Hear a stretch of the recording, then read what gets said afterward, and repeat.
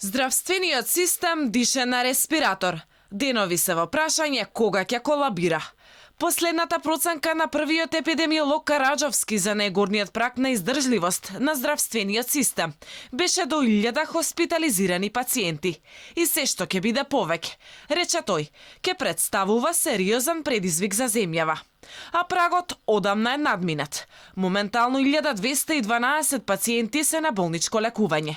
Кривата на заразени не попушта никако, а со тоа и забрзаното темпо на исполнување на болничките капацитети во главниот град и во внатрешноста. Медицински кадар има, ама недоволно. Голем дел од нив се многу уморни или пак заразени со ковид. Иако здравствените власти уверуваат дека нема лекар што не е ангажиран, сепак сведоштвата за алфа на лекари се токму спротивни. Дека сепак сите не се рамномерно ангажирани, уморни се и се во паника, дека не знаат уште колку можат да издржат. Дали силниот удар врз здравствениот систем ќе можеме да го испливаме сами, без помош од надвор? Од Министерството за здравство за Алфа велат дека состојбата успешно се менаџира и таква помош не е опција.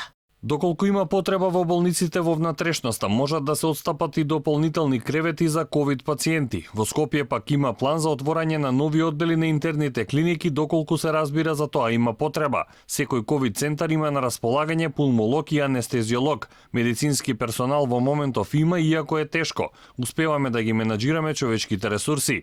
Помош од надвор не е опција, затоа што сите земји околу нас се соочуваат со истата состојба и со зголемен број на хоспитализации.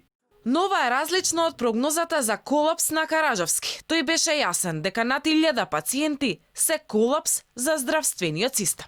На прашањето колку можеме да одиме во виз со број на заболени и хоспитализирани повеќе од 1000.